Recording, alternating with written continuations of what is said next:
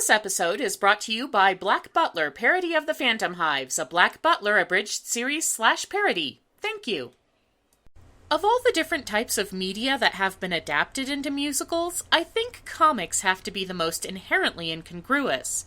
Here you have an entirely visual method of storytelling, and you're translating it into a genre where the primary method of communication is auditory. No wonder comics to musical adaptations have been, decidedly mixed bag. So it's worth sitting down and taking a closer look when an adaptation gets it very right.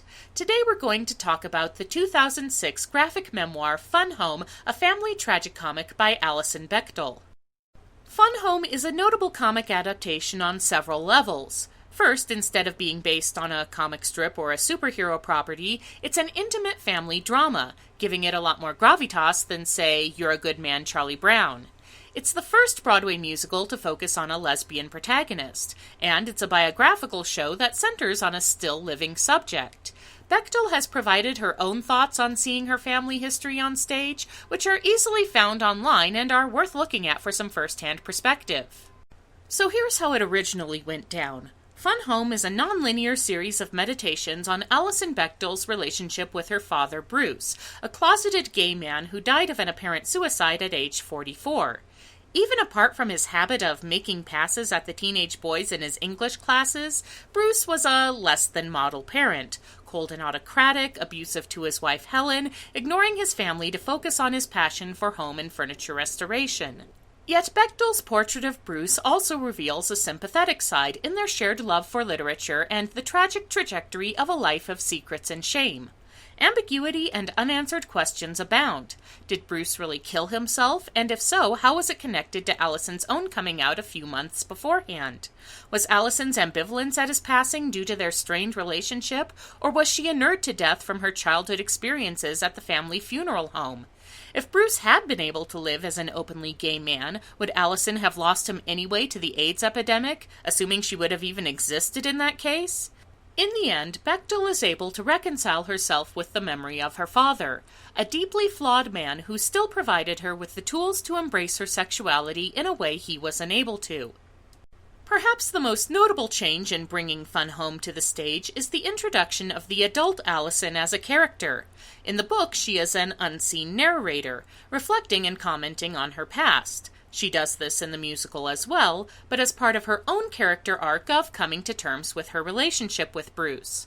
The musical is also more focused on the internal emotional lives of the characters, which is only right, since that's what gives the score of a musical its resonance.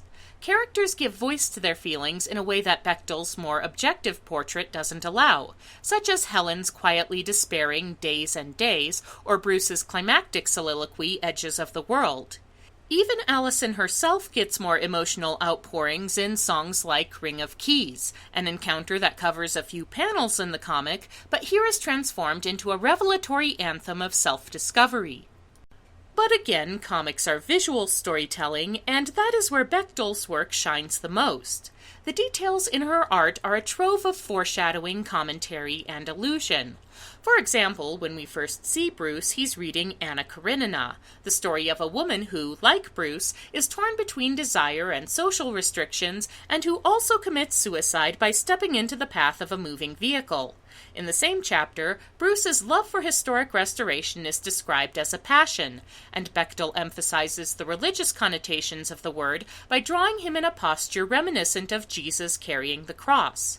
Literary allusion is frequently used to define Bruce's life and Alison's relationship to him, which makes sense when you realize literature is one of the few areas where the two of them are able to bond. Parallels are drawn to Oscar Wilde, Marcel Proust, F. Scott Fitzgerald, and James Joyce's Ulysses, creating a blurred line between reality and fiction that is reflected in Bruce's guilty secrets and Alison's home life. This uneasy relationship between truth and artifice is also touched on in the musical, albeit in a less academic way. In a moment not drawn from the book, Alison distracts herself from her parents' fighting by imagining her family as a happy Partridge-style clan singing the relentlessly upbeat Raincoat of Love. It's less esoteric than the comics allusions, but it feels appropriate for Alison at that stage of life and gets the point across. Besides, you try doing a peppy group number based on remembrance of things past. And the cat's in the cradle and the silver spoon, little boy blue and the man on the moon. When you're coming home, Dad, don't